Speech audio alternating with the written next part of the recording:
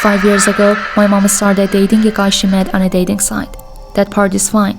I had recently started dating the woman who would later become my wife, and we had met online. I'll just refer to her as my wife for story. Anyway, my wife and I don't like this guy. We don't think he was mean or anything like that. Just a boy. Just a creepy boy. He was quiet. He kept his eyes closed a lot, and occasionally said odd things, like offering my wife a chocolate and then popping one in his mouth, closing his eyes and moaning as he let it melt in his mouth.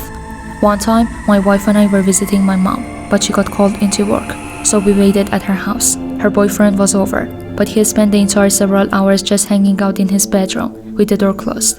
Just before Christmas, my mom and this guy started having some difficulties. My wife and I were visiting my mom on holidays, and she dropped all of her problems on us, and we listened carefully. We suggested that she would be better off without him. She already had her mind made up and decided to break up with him on Christmas. We spent the night at my mom's and get up early on Christmas morning to visit my dad at his house. We didn't plan to spend the night at my dad's, but we got snowed in, which was actually a nice Christmas surprise. The next day we left as soon as we could get through the snow, and my wife suggested that we stop by my mom's house on the way, so that we could see if she was okay. My wife just had a really bad feeling about my mom's ex. My mom's car was in the driveway, but it doesn't mean much, because she lives close enough to work that she often walks, and it hadn't snowed in her town. She also never locks her door, which drives me crazy, so we let ourselves in. That's when we see blood oozing out. It had filled up the spell container and was leaking onto the floor and had made a puddle. My wife freaked out, and I screamed. I expected to see my mom's head in the freezer. I nervously opened the freezer to find a bag of frozen cherries that had been opened, crammed into the freezer so that it fell onto the ice dispenser. I thought my mom was decapitated by her creepy ex-boyfriend.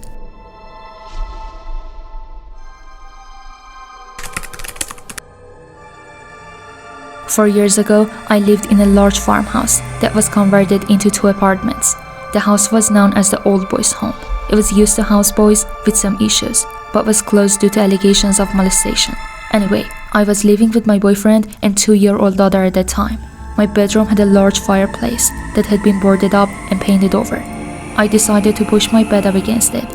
One day, while I was rearranging things, it was like a headboard. That night, around 1 a.m., I had heard a small voice saying, "Mom." I had sat up in my bed, but didn't see anything, so I reached over my boyfriend, trying to grab my daughter and put her in our bed. I kept feeling around, and I was still hearing the voice, but I couldn't feel her. My boyfriend woke up and turned the bedside lamp and asking me, "What the hell are you doing?" I explained that Emilia was trying to get in our bed, and I was reaching for her. There was nobody there. My daughter was sound asleep in her room. Then the next night came. Around 1 a.m., again my dog shouted, so my boyfriend got up to take him outside. You know the feeling in bed when someone lies down next to you, where the bed pushes in and there is a warmth in your back? I felt that, so I assumed my boyfriend had come back to bed. I rolled over. My boyfriend wasn't there. I felt the fucking bed release pressure. Whatever was lying next to me has gotten up in that second.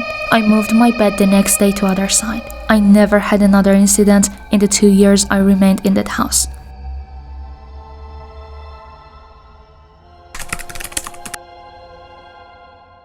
When I was 16, my growing family moved from the house I'd spent the entire life in. As you would expect, we spent a lot of time remembering things we used to do in the house as we were packing everything up. At some point, I decided to go into the downstairs closet with a flashlight, something I used to do when I was younger, to get some peace and quiet. Now, this is one of those deep closets that goes under the stairs. It went back around 8 feet. This place was occupied by the mountain of old blankets and stuffed animals. Of course, this is the most spot to sit and read. About an hour, I shift a little to get comfortable, and I heard a low voice say, "You always make me happy." I flipped my shit, hit my head on ceiling, and practically broke the door down getting out.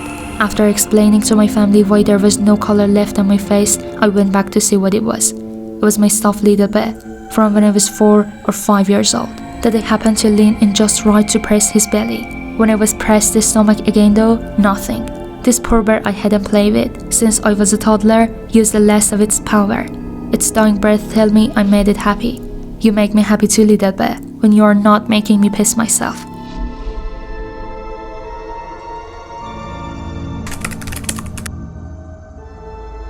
I was with my brother home alone when we suddenly heard a creepy voice from the other room saying, come here, I want to talk to you." We didn't know who or what it was and immediately ran upstairs. While we were running, we heard someone nearby say, "Do you boys think you can run from me? I see everything." At this point we were terrified, locking the door to our room, grabbing our mini baseball bats and crying. We were sure we were going to be killed or eaten by some monster. Then it happened. A loud bang came from the closet and a monster sprang out. We freaked out. My brother fell and I threw the bat at my dad, wearing an IT clown mask and laughing at us. Turns out he was behind the whole thing. First, he had pulled all the cordless phones in the house on a speaker and said he was leaving to run some errands, hide in our closet and scare us.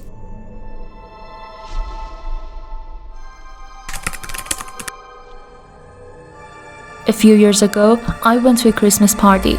The night my housemates went home earlier, while I decided to stay and get in the Christmas spirit with a few other friends. I ended up getting pretty hammered and got home around 2 a.m. Instead of going straight to bed, I got beer inside, then went down the back porch to have a smoke and look at the stars.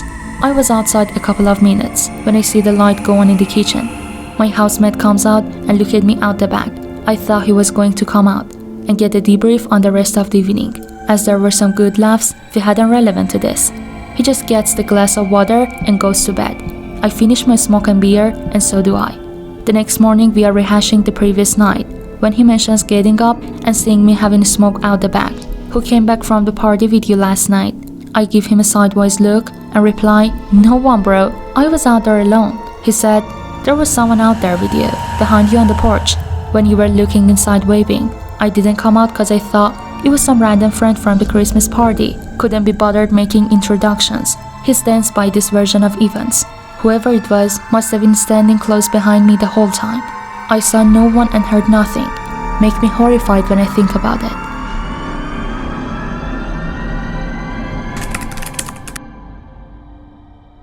I used to work inside of an old cotton mill. It had since been knocked down and turned into a retail park. There was 100 a pen in the Ascoast in our storeroom. I would load up a trolley with stock to go and put on the shop floor. And when I turned around, the entire trolley would be empty. I don't mean knocked over. I mean every item was back where I picked it up from. It would piss me off more than scare me. The ghosts also used to peek around at us. There was a bit in the stock room where TV boxes were packed together with zero room between them, apart from one corridor in the middle. I would get a feeling of being watched. I turned around to look and would see a shadow dip back behind one of the TV boxes, like it was watching you and hiding when it got caught. It used to turn the lights off too, because it would always be when it was far from the switch. I would talk to it all the time, and if I'm having a bad day, just ask it to leave me alone, and it would. Can you believe it?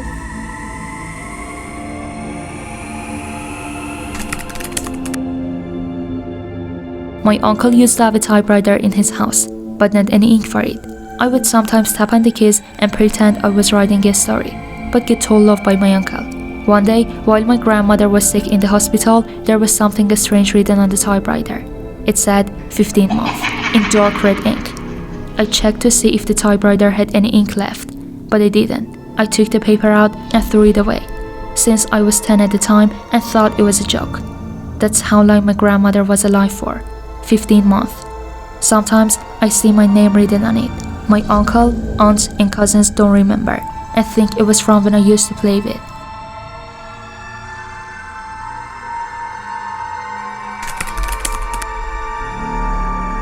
One night, a young man was walking on the desolate road to go to another village, hearing a shot from behind.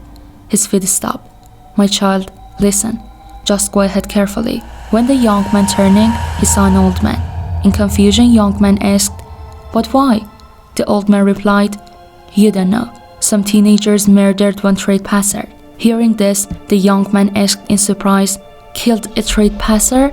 The old man said that soul is a stopped youngster passing through the road. After talking about this incident, his soul kills the trade-passer and then buried his dead body under the tree.